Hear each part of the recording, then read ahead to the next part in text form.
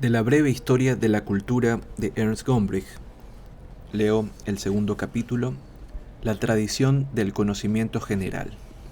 Se trata de una conferencia pronunciada en la London School of Economics and Political Science en diciembre de 1961.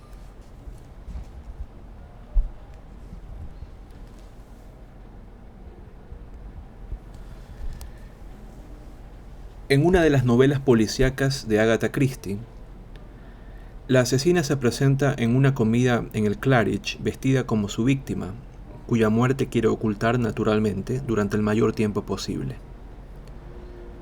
Al principio todo sale de acuerdo con sus perversos planes, pues es una actriz consumada.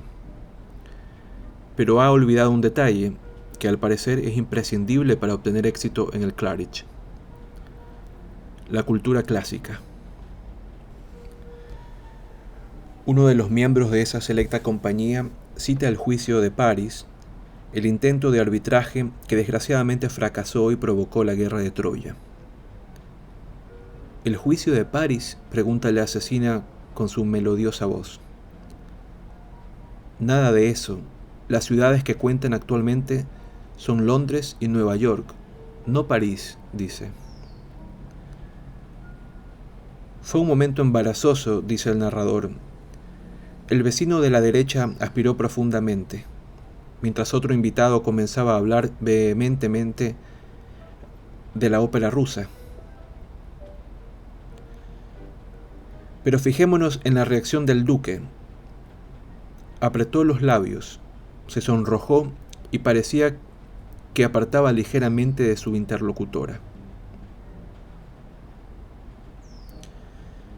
No será ninguna sorpresa el hecho de que esa terrible gaffe provoque al final el descubrimiento del crimen y la perdición de la criminal. Esta se había denunciado a sí misma. Ese episodio quedó grabado en mi mente porque mi experiencia en el Warburg Institute me ha puesto sobre aviso respecto del cambio de contexto que se está produciendo en la tradición clásica.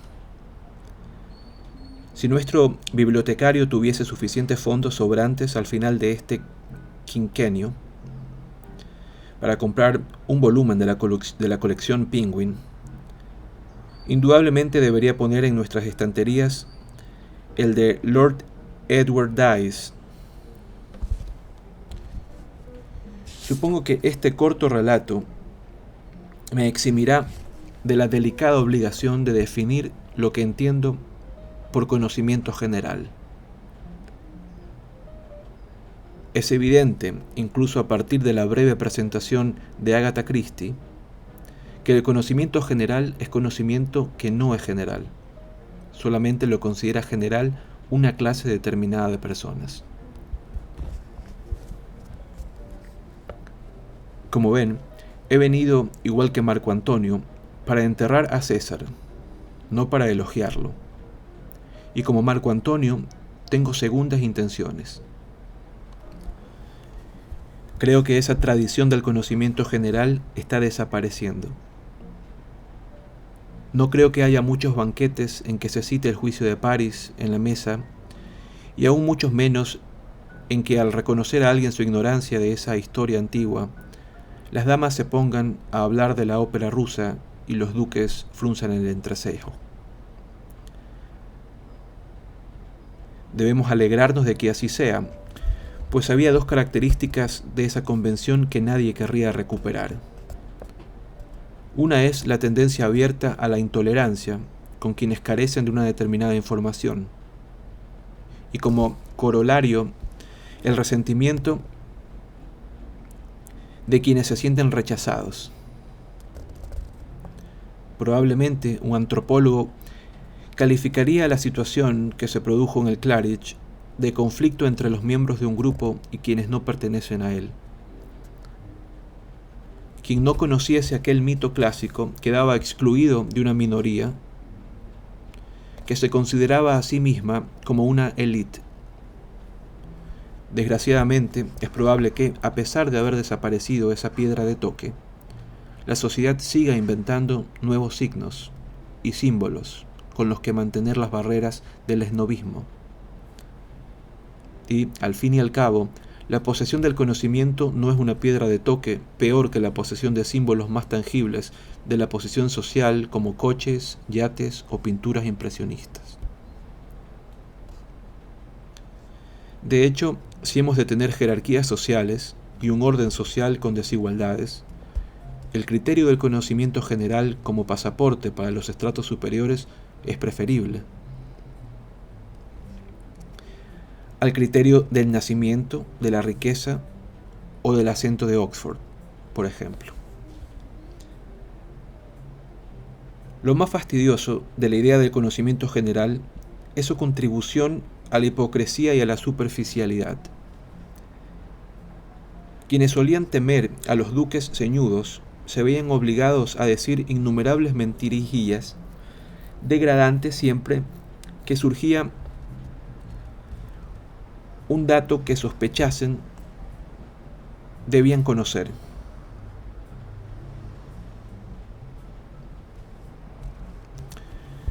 Cuando el reconocimiento de la ignorancia provoca la pérdida de un privilegio social o del prestigio, las personas no se atreven a preguntar. Y sin embargo, qué agradable sería oír a alguien preguntar. Pero, ¿qué es el juicio de París, por ejemplo? En esos momentos de la verdad, desgraciadamente rarísimos todavía en este viejo continente, es cuando descubrimos que el llamado conocimiento general no solo es general, sino que tampoco es conocimiento auténtico. ¿Qué antiguo autor griego cuenta esa famosa historia? En realidad ninguno, por lo menos ninguno de los conocidos. Eso es algo que no supe hasta que no me preocupé de investigarlo. Mi conocimiento del juicio de París es un conocimiento fundamentalmente de oídas. Debí de leer, siendo niño, alguna versión abreviada de las leyendas griegas. Pero si no lo hubiese aprendido de nuevo en referencias dispersas y en las obras de muchos artistas que aprovecharon la oportunidad de representar una disputa entre diosas para ver cuál era la más bella, como hizo Rubens en ese maravilloso cuadro suyo que se exhibe en la National Gallery de Londres. No lo habría considerado conocimiento general. Creo que deberíamos admitir que la mayor parte del conocimiento general es conocimiento de oídas de este estilo. No tendría nada de reprensible si no contribuyese a dar a los excluidos de la élite una impresión totalmente diferente. Todos conocemos ese tipo de visitante que ante nuestra biblioteca pregunta con tono amedrentado: ¿ha leído usted todos esos libros? Y nos vemos obligados a confesar que unos los compramos no para leerlos, sino para usarlos. Los otros con la esperanza de que llegaría un día en que por fin tuviésemos tiempo para leerlos.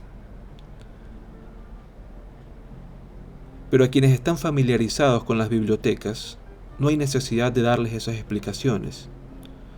Y los que están familiarizados con la tradición del conocimiento general lo aceptan como es, un conjunto de rumores sobre una miscelánea de cosas. Nadie que califique un acto de quijotesco o compare una escena con el infierno de Dante pretende dar a entender que ha leído a Cervantes o estudiado la Divina Comedia. Simplemente usa una moneda que sabe de curso legal.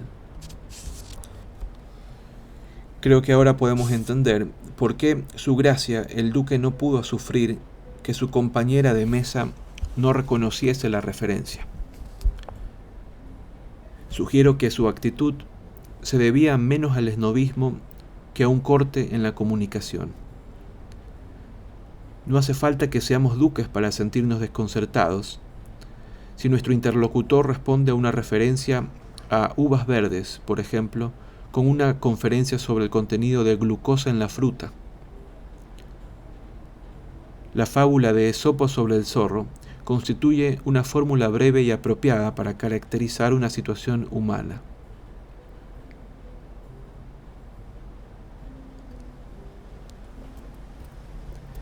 Qué pesadez sería tener que explicarlo todo.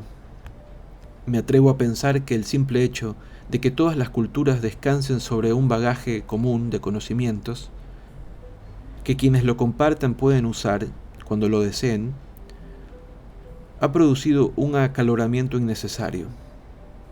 Cuando usamos la expresión "esa muchacha de la sonrisa de Mona Lisa", no tenemos la menor intención de impresionar a nadie. Simplemente confiamos en que nuestro interlocutor conocerá ese tipo de sonrisa y localizará a la muchacha.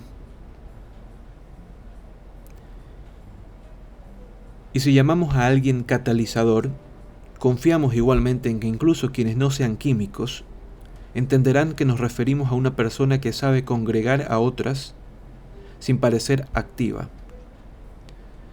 Es evidente que todas las lenguas vivas disponen de innumerables referencias como esta, ocultas o patentes, que presuponen cierta participación en un contenido, cierto saber de oídas en el sentido literal de la expresión. Quizá quienes hemos tenido que cambiar de lengua seamos los únicos que comprendamos la importancia de dicho conocimiento compartido. ¿Quién podría aspirar a entender un debate parlamentario en este país sin conocer un poco de Alicia en el País de las Maravillas, o sin identificar referencias a Jam to Morrow, al uso de las palabras que hace Humpty Dumpty, o a la Reina de Corazones?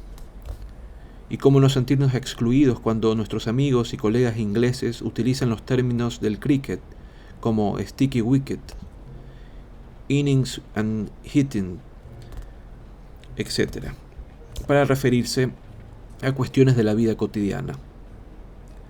Si me permiten introducir un término técnico sencillo, calificaré esos campos del conocimiento general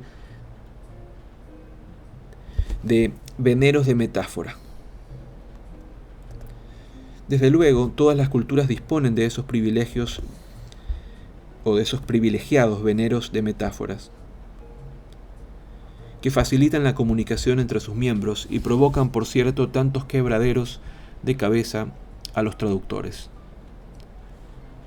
Las costumbres, los oficios y por supuesto las leyendas y creencias comunes a la tribu van íntimamente unidos al lenguaje y a las formas de pensamiento de cualquier civilización.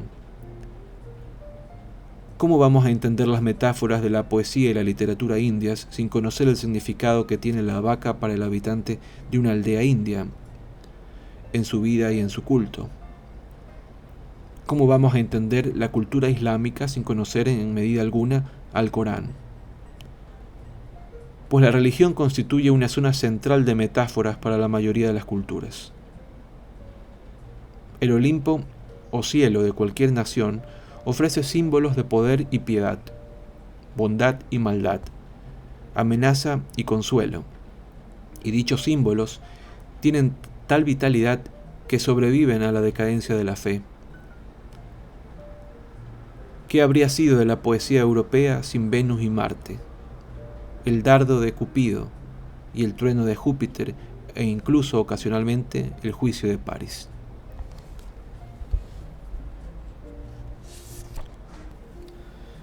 Cuando el hijo de Príamo, en medio de la llanura de Ida, dio a una el premio y a las otras dos el disgusto, si aquella por quien todavía vivo en pena hubiese habitado entonces en el suelo troyano, no hay duda de que suya habría sido la dorada manzana.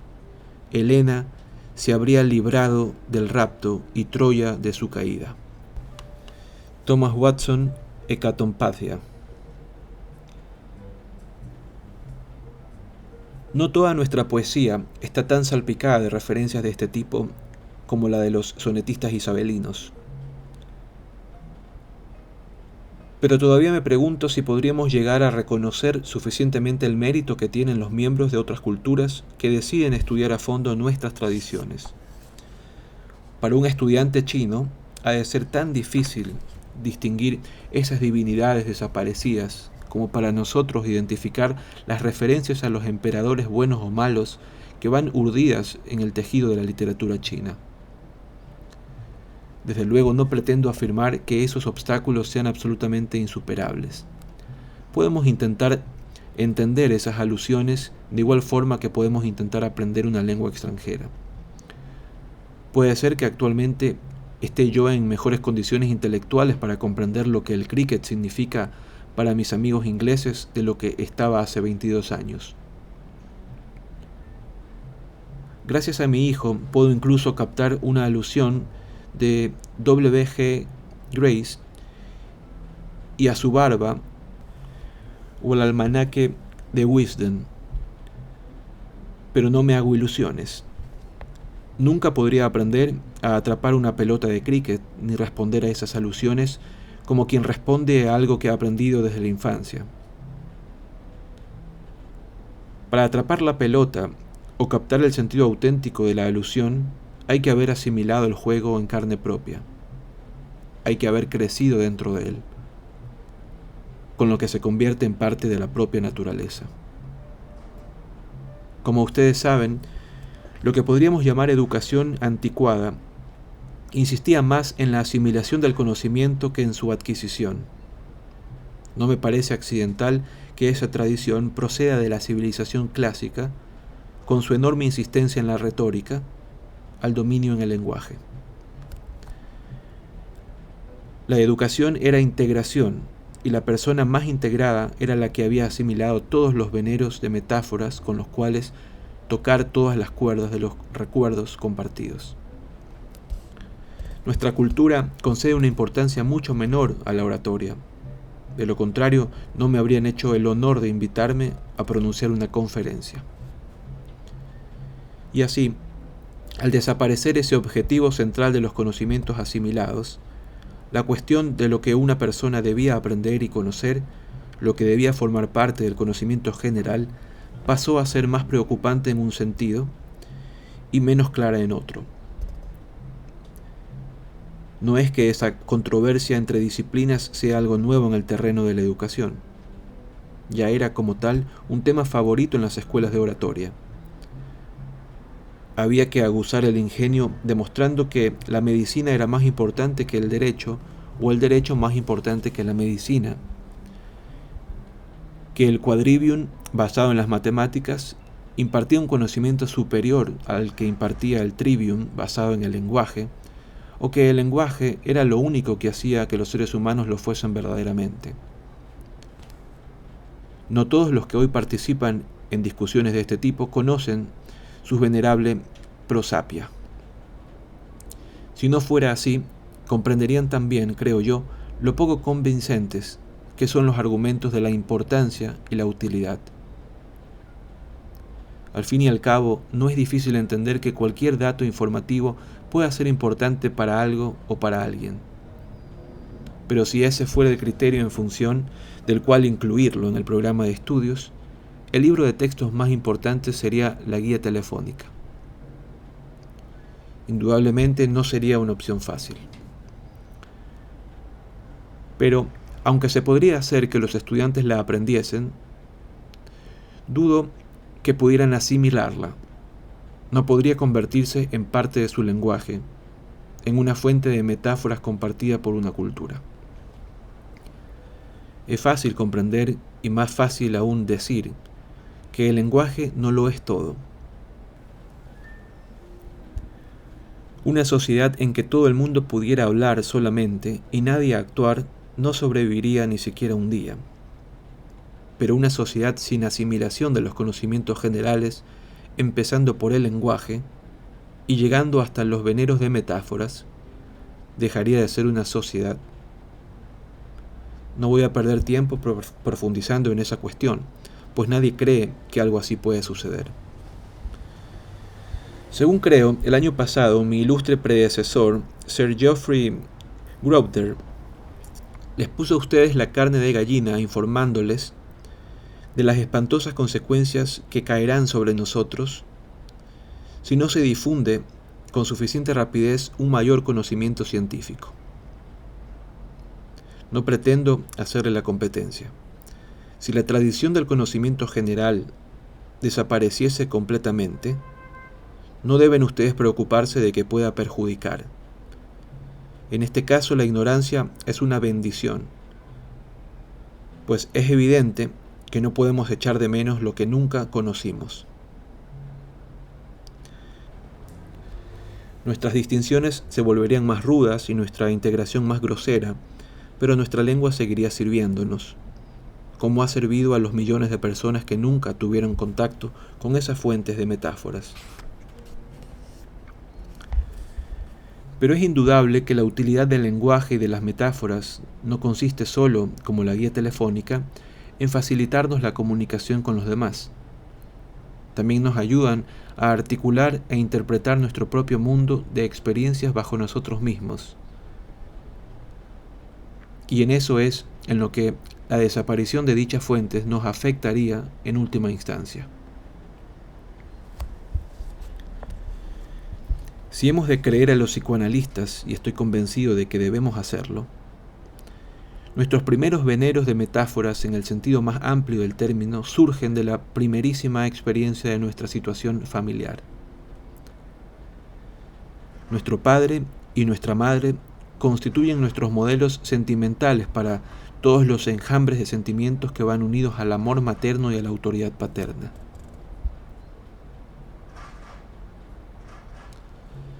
Aprendemos a ordenar y clasificar nuestro mundo de experiencias dentro de esos cauces. Pronto nuevas experiencias nos proporcionan nuevas zonas de comparación de carácter privado. El armarito de los juguetes, el mundo de los animales, los cuentos de hadas y por supuesto la religión. Para el niño pequeño, con bastante frecuencia los maestros de la escuela constituyen una serie suplementaria de modelos y tipos, y a muchos de ellos les sorprendería enterarse de cómo los transforma la imaginación del niño en dioses, o demonios y diablos. Observen la conversación de los escolares y advertirán hasta qué punto se centra en el carácter, las debilidades y los encantos de sus maestros. Esas referencias comunes, ese conocimiento compartido, son los que hermanan a la clase y la convierten en una subcultura. No hace falta decir que existen otras cosas que los grupos de adolescentes comparten en nuestra civilización. La televisión, la radio, el cine constituyen todo un Olimpo de estrellas y aspirantes a estrellas, y a los que se ven excluidos pronto les hacen sentir su carácter de forasteros. Tan desconcertante es, para quienes comparten dicha cultura, tener que explicar detalladamente una alusión a Cliff Richard, cuyo nombre he aprendido expresamente para los fines de esta conferencia. Como para otros, explicar qué quieren decir con la expresión la sonrisa de Mona Lisa. El habla cotidiana ha acabado entretejida con frases y muletillas de los programas populares de radio que evocan al oyente asiduo toda una cadena de asociaciones y mañana resultan olvidados. No creo que ese caleidoscopio cambio de la zona de referencias se limite a los aficionados a la radio y a la televisión. Tanto las personas cultas como las incultas se ven bombardeadas constantemente con insinuaciones de que deben conocer, leer o adoptar tal o cual producto de moda, o abstenerse de hacerlo, si quieren verse admitidas en determinada élite. En realidad, sospecho que algunos de nuestros periódicos dominicales y de nuestros semanarios hacen de proveedores conscientes para quienes estamos muy ocupados y queremos tener la sensación de que, aunque no tenemos tiempo para leer o para pensar siquiera, seguimos en contacto con la cultura. Todos cuyos miembros, por lo menos en teoría, puede que mantengan la misma ilusión mediante dichas publicaciones.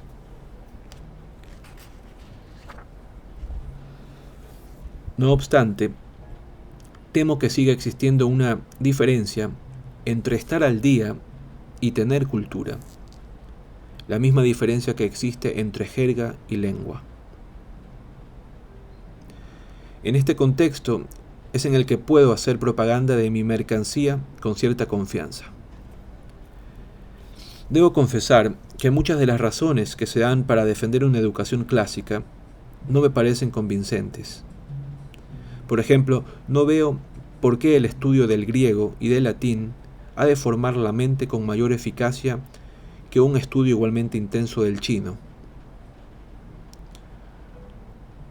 La razón por la que los miembros de nuestra civilización deberían tener siempre la posibilidad de estudiar a los clásicos es, pura y simplemente, la de que en el pasado los miembros de dicha civilización estudiaron a los clásicos, pues la herencia clásica constituye una zona de metáforas, un mercado común de símbolos e ideas que trascienden las fronteras tanto de las naciones como de las épocas de una forma que a las literaturas nacionales les resulta imposible. Los alemanes, por ejemplo, están orgullosos de haber naturalizado a Shakespeare dentro de su cultura, y no hay duda de que Hamlet o el Rey Lear forman parte del conocimiento general en los países de habla alemana.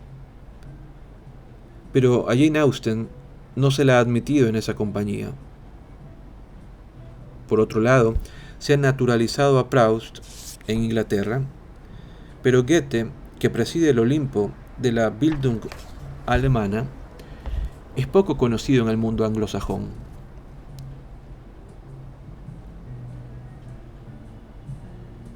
El caso de los clásicos era diferente, por lo menos hasta hace una generación.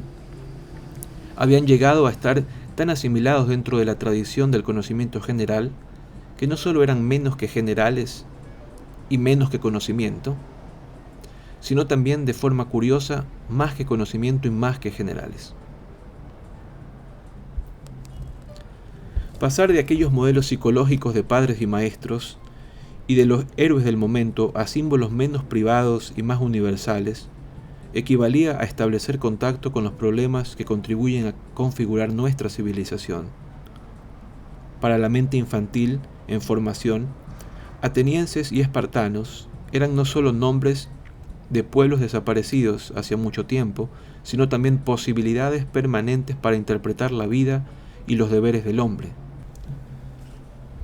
Aprender a detestar a los espartanos y sus brutales ideas constituía por sí mismo una educación tanto más cuanto que para conseguirla había que arrancársela de los dientes a unos educadores que nunca se cansaban de exaltar a aquellos matones. De aquella forma, el Licurgo de Plutarco, el Pericles de Tucídides, el Catón de Cicerón, desafiaron a la imaginación de muchas generaciones a escoger entre diferentes imágenes y autoridad paterna. Incluso hoy, nuestro lenguaje vivo contiene todavía las huellas de aquellas preocupaciones. Leyes draconianas, resistencia estoica, vida epicúrea. No son solo alusiones que podemos usar o soltar cuando lo deseamos. Son también señales que indican caminos en encrucijadas importantes.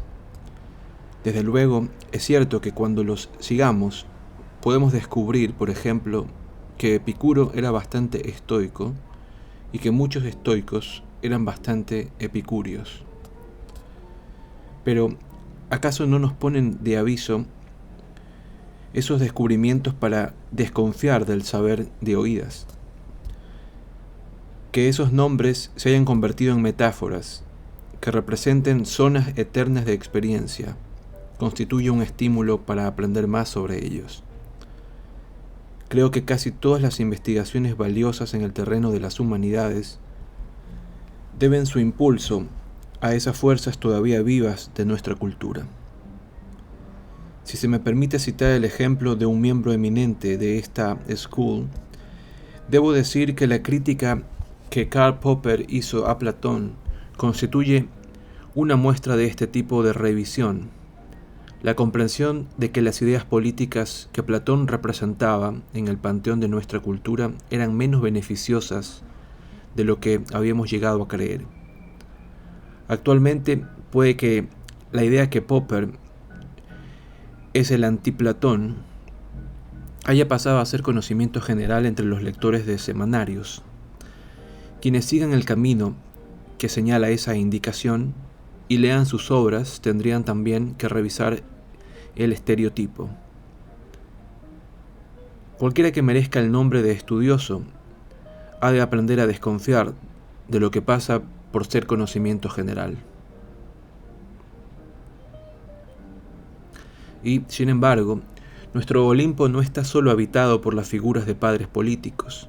Se mezcla con el Parnaso, donde sobreviven artistas de nuestra tradición como encarnaciones duraderas de la grandeza humana, de sus triunfos y tentaciones: Miguel Ángel y Rafael, Rubens y Rembrandt, Van Gogh y Cézanne.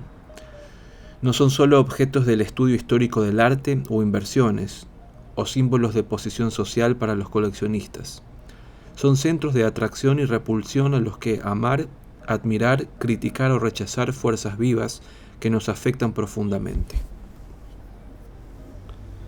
Son héroes culturales, dioses de nuestro panteón secular, benéficos o perniciosos, serenos o caprichosos, pero la actitud hacia ellos, como la que se adopta hacia los dioses, ha de ser respetuosa y humilde, pues pueden iluminarnos zonas enteras de la mente que sin su ayuda habrían permanecido en la oscuridad.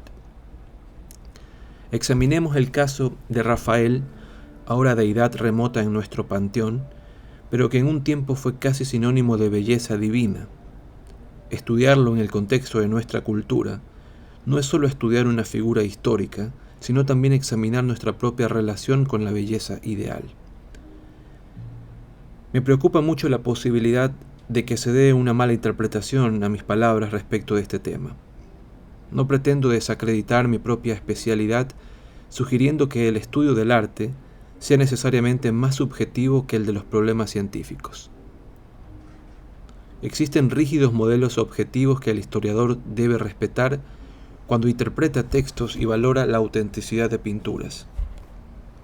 Lo que es y tiene por fuerza que ser subjetivo es el descubrimiento de la importancia. Los oradores latinos disponían de una expresión para calificar esta situación: tua res agitur, que el moderno agente publicitario traduciría por esto es cosa de usted. Sugiero que el estudio de Rafael sigue siendo cosa nuestra. Las existencias de belleza han disminuido considerablemente durante los últimos 150 años aproximadamente, pues se ha llegado a sospechar que la belleza era un fraude. El propio nombre del movimiento prerrafaelita fue una declaración de guerra contra un elemento de nuestra cultura, y de hecho nuestra religión, entendiendo esta última palabra en su sentido más amplio. Al volver a considerar el caso de Rafael, nos vemos obligados a examinar la justificación de dicha rebelión a su vez. ¿Hasta qué punto debe la belleza acercarse al sentimentalismo? ¿Hasta qué punto iban implícitas como una posibilidad peligrosa en las Madonas de Rafael las pésimas representaciones devotas de los oleógrafos victorianos? Personalmente he llegado a la conclusión de que la rebelión contra Rafael no dio en el blanco.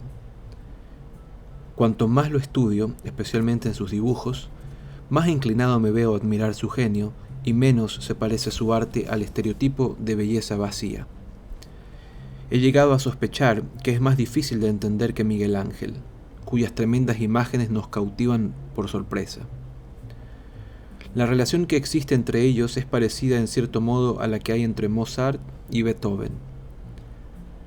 A pesar de que en la actualidad la belleza de Mozart no necesita defensores, al contrario de lo que ocurrió durante la época wagneriana, cuando muchos lo desechaban por superficial, porque no había sondeado su profundidad. Gracias quizá a la radio y a los discos de larga duración, la música ha pasado a ser el más precioso de todos los bienes compartidos, de los veneros de metáforas de nuestra cultura. Verdaderamente, si existe algo que contradice la idea tan de moda de las dos culturas, se trata del espectáculo que ofrece una sala de conciertos abarrotada de público. No he notado nunca que los científicos, ingenieros o médicos se preocupen menos de esa posesión común que los estudiosos de lengua y literatura.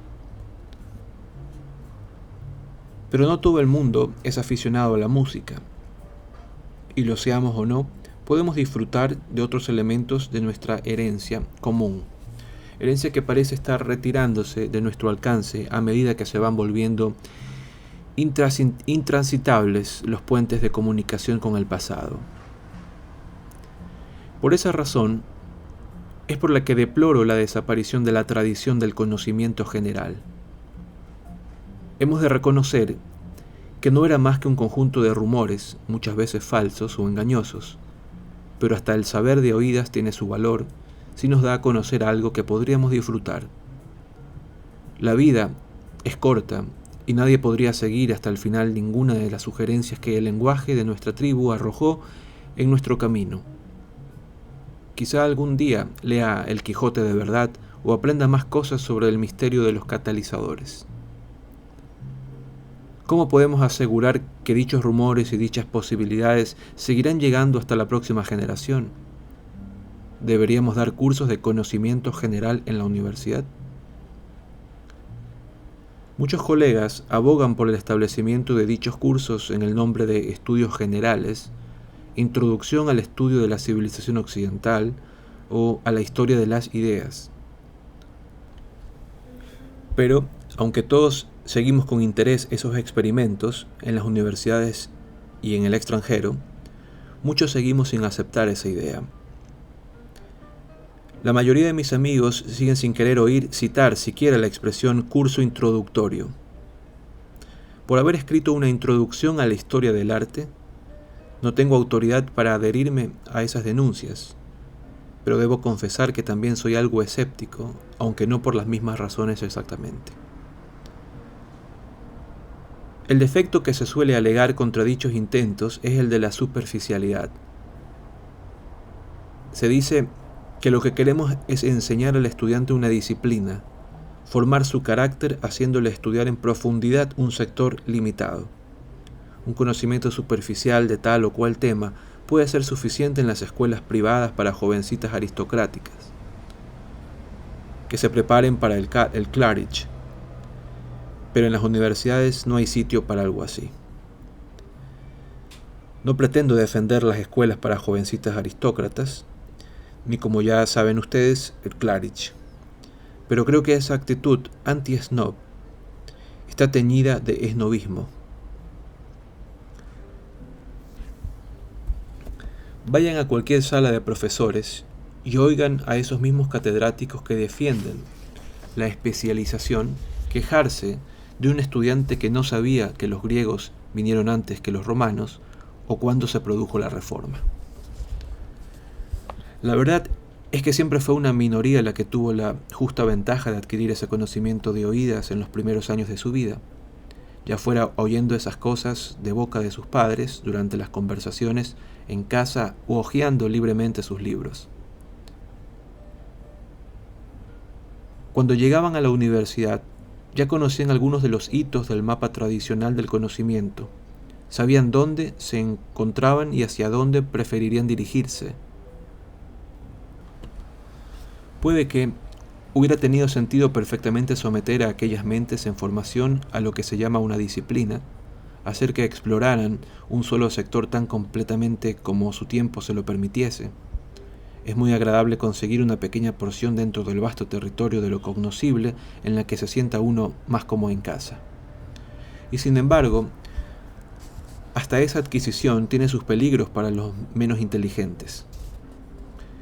Cuanto más oigan hablar del contraste entre un estudio a fondo, que es algo bueno, y las introducciones superficiales, que son malas, más fácilmente podrán precipitarse a sacar la conclusión, en cualquier caso, ellos ya son licenciados en filosofía. Se olvidan de preguntarse hasta qué punto es hondo ese fondo en cualquier caso. ¿Lo mediremos en función de lo cognoscible o de lo que vale la pena conocer? Al fin y al cabo, nuestro conocimiento siempre es superficial, tanto si tratamos de un siglo en una página como en 5000, la relación con la infinitud de acontecimientos es prácticamente la misma. A pesar de sus imperfecciones, sus peligros sociales y sus tentaciones, la tradición del conocimiento general por lo menos mantenía viva la sensación de que existían muchas cosas que no sabíamos y que debíamos aprender. Nos bombardeaba constantemente con advertencias de que había más clásicos que leer, más teorías científicas que comprender, más lenguas que aprender de lo que podíamos aspirar a asimilar en toda una vida. No debemos caer en el esnobismo de ignorar el hecho de que ahora llega a las universidades un número cada vez mayor de jóvenes ávidos e impresionables que no han tenido oportunidad de oír esos rumores y de formarse ideas sobre esos distantes hitos. Y sin embargo, vamos a dejar que también estos aprendan simplemente 1 kilómetro cuadrado de conocimiento con cierto grado de perfección durante los 3 años de la licenciatura y posiblemente encargarles una microinvestigación de 10 metros dentro del kilómetro cuadrado para el doctorado, con lo que al fin los veremos emerger de 5 años de estudio esforzado con el carácter formado y las mentes cerradas. Puede incluso que se les encargue dar clases, a su vez, sin haber visto nunca un mapa del país completo. Y no hablemos ya de haber cruzado las fronteras. Como ustedes saben, en nuestras universidades no es nada fácil conseguir el permiso para hacerlo. Ni siquiera se espera, por lo menos aquí en Londres, que nuestros estudiantes se desvíen del camino señalado asistiendo a conferencias y aquellos que desean cambiar de campo, como se suele decir, después de la primera parte de la licenciatura, encuentran otras barreras colocadas por las autoridades académicas en la forma de los llamados exámenes calificadores para mantenerlos, a ser posible, en el camino recto. A esos desviacionistas yo les daría una gratificación especial, pero existen muy pocas probabilidades de que se acepte esta propuesta. Sé que no soy el primero, ni seré el último, en deplorar los males de la especialización, pero puede que haya quedado clara la razón por la que considero este estado de cosas con mayor inquietud todavía que mis colegas. No estoy capacitado para decir de qué forma afecta esta situación a la economía o a la ciencia, pero lo cierto es que las humanidades obtienen su fuerza, su aliento y su razón de ser de las tradiciones y preocupaciones generales de la cultura. Cortarlas de dichas tradiciones equivale a matarlas. Naturalmente, uno se pregunta si habría mucha gente que deploraría su desaparición. Pero temo que su muerte puede incluso acelerarse si concedemos un lugar en los programas universitarios a la tradición del conocimiento general. No podría sobrevivir al viento helado del sistema de exámenes. Es cierto que en el Observer de la semana pasada leí que, cito textualmente, los estudios generales son tan examinables como los temas de estudios especiales. Fin de la cita. ¿Qué palabra y qué recomendación? La guía telefónica puede ser examinable. Nuestra dependencia de nuestra herencia no lo es. Imaginemos una pregunta: comparaciones y contrastes entre Rafael y Mozart y entre Beethoven y Miguel Ángel, como metáforas. Esas son cosas de las que podemos hablar con amigos de mentalidad parecida a la nuestra después de un concierto o una visita a un museo. Convertir esas reacciones privadas en temas de examen equivale a matarlas irremediablemente. No, me temo que, mientras la opinión pública siga identificando las universidades no con la transmisión de tradiciones, sino con la transmisión de exámenes, quienes tienen apego a las tradiciones han de defenderlas contra la burocratización. Me doy cuenta de que esta burocratización en aumento de la enseñanza y la vida académica se han producido a partir de motivos admirables. El deseo de que el conocimiento se demuestre por medio de exámenes procede de la tradición de igualdad de oportunidades para todos, de la experiencia no sólo de que se haga justicia, sino también de que resulte ostensible. Pero si nos descuidamos, dicha exigencia, a pesar de estar respaldada por un maravilloso sistema de subvenciones, puede convertir nuestras instituciones académicas en una reproducción del National Egg Marketing Board, Junta Nacional de Comercialización de Huevos, que se encargue de clasificar y sellar a los cabezas de huevo. Se trata de una traducción literal de la expresión egghead, que significa intelectual. Suele ser un término insultante usado por los anti-intelectuales.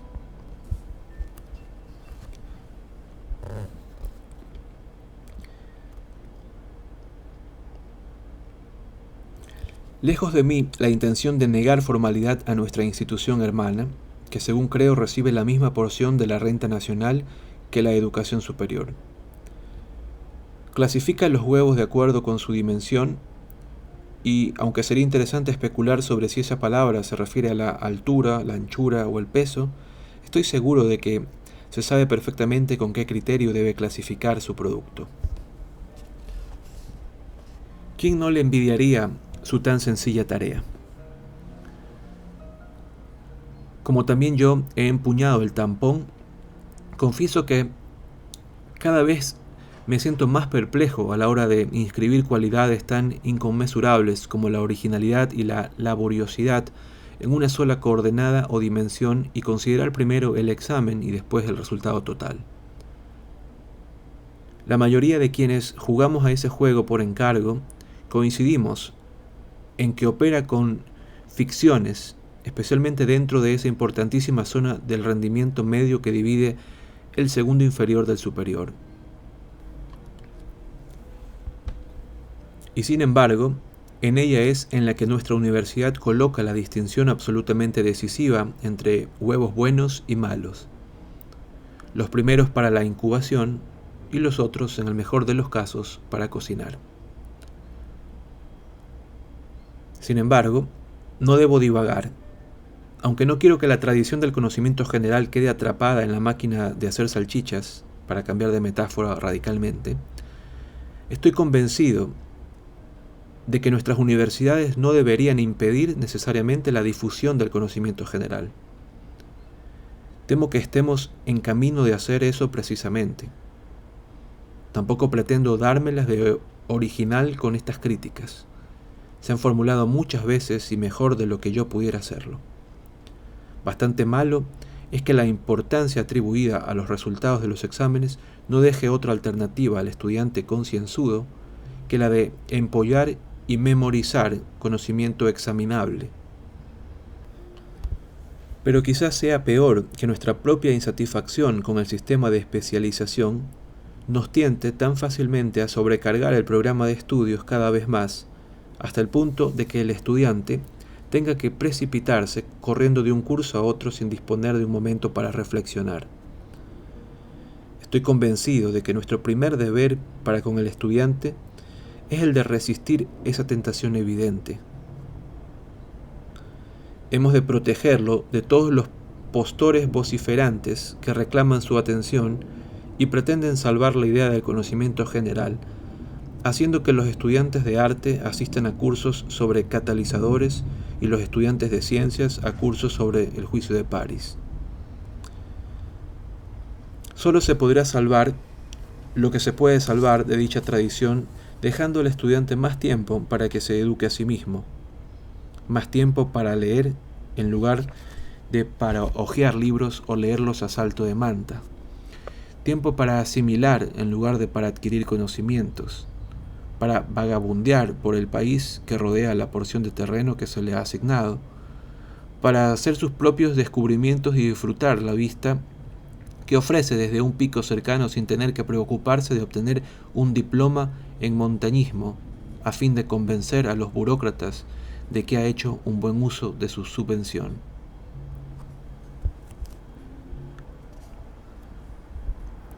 Pero, aunque estoy convencido de que siempre es preferible enseñar menos que más, No por ello quedamos eximidos de nuestra responsabilidad para con el estudiante a la hora de ayudarle a hacer buen uso del tiempo que así haya ganado.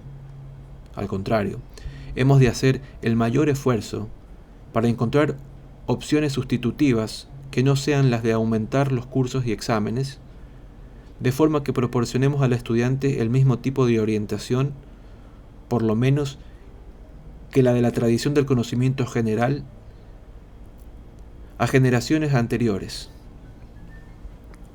Como hemos visto, no debemos idealizar dicha tradición. No era ni muy coherente ni muy exacta, pero por lo menos constituían un principio común que infundía tanta coherencia como nuestra lengua y nuestra cultura, y de esa forma contrarrestaba la fragmentación del conocimiento en especialidades inconexas. El que aquella unidad fuese subjetiva es un dato a su favor, pues ¿cómo podía no serlo? La mayoría de los sistemas ordenadores son subjetivos, pero por esa razón precisamente es por la que pueden ayudar a la mente en formación a familiarizarse con el mapa de la cultura. Si la modestia no lo prohibiese, diría que, por ejemplo, la disposición de la biblioteca que ideó A.B. Barwood aspiraba a constituir una reproducción aproximada de dicho mapa de nuestro universo cultural.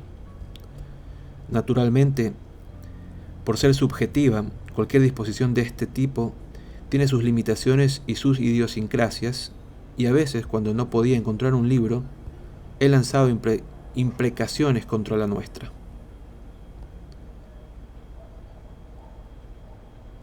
Pero eso no invalida el mérito evidente de dicho modelo,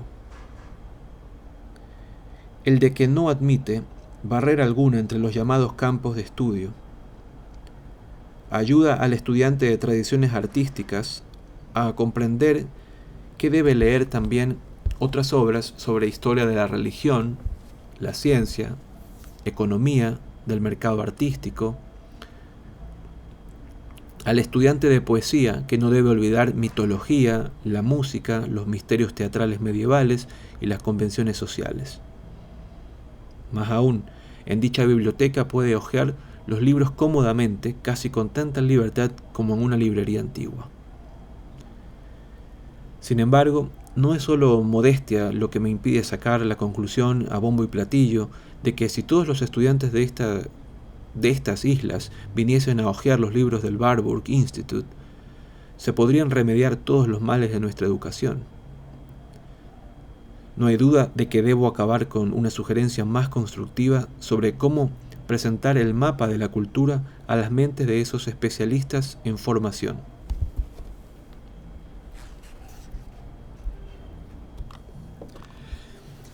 Quizá debamos consultar una hoja del libro de la más antigua institución de enseñanza que existe entre nosotros, mucho más antigua y experimentada incluso que nuestras antiguas universidades. Me refiero a la Iglesia.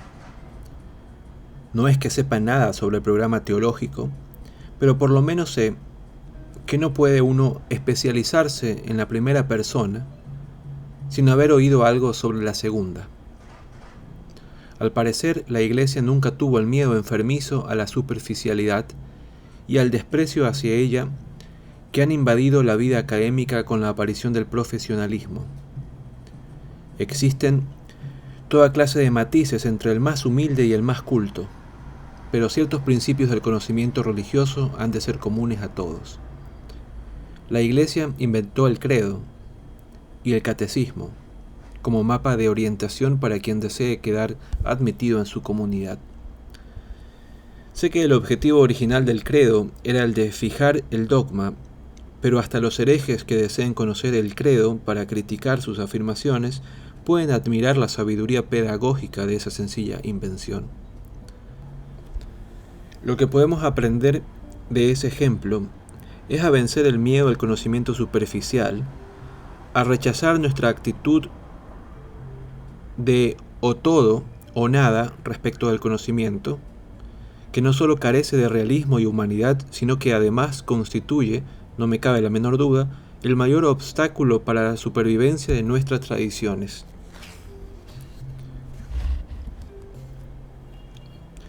La propia tradición clásica se mantuvo viva durante la Edad Media de las tinieblas exclusivamente porque unos cuantos clérigos cultos, como San Isidoro de Sevilla, no sintieron vergüenza de escribir compendios sencillos en los que depositaron las pocas ideas sobre el universo y el pasado que consideraron indispensables. Precisamente a partir de escritos de este tipo sería cómo podría renovarse la idea del conocimiento general. Lo que más lamento en el actual eclipse de dicha tradición es la pérdida del entramado histórico de referencias, la amputación de la dimensión temporal de nuestra cultura. Creo que la Iglesia habría sabido remediar esa deficiencia sin el defecto de recargar de que he hablado antes. De hecho, he estado acariciando la idea de credos seculares tan breves y concisos, en caso de que pudiéramos idearlos, como el credo de Atanasio.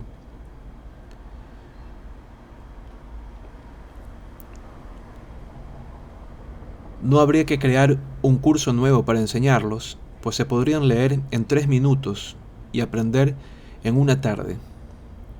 Podríamos poner ese conocimiento condensado al alcance de todos los estudiantes de nuestra escuela, independientemente del tipo y nivel de su programa de estudios. Un credo secular de este tipo estaría tan repleto de rumores interesantes que las bibliotecas recibirían una constante demanda de los numerosos y variados catecismos que podrían explicarlo, más por extenso en algún sentido. Si alguna vez convocásemos un concilio de Nicea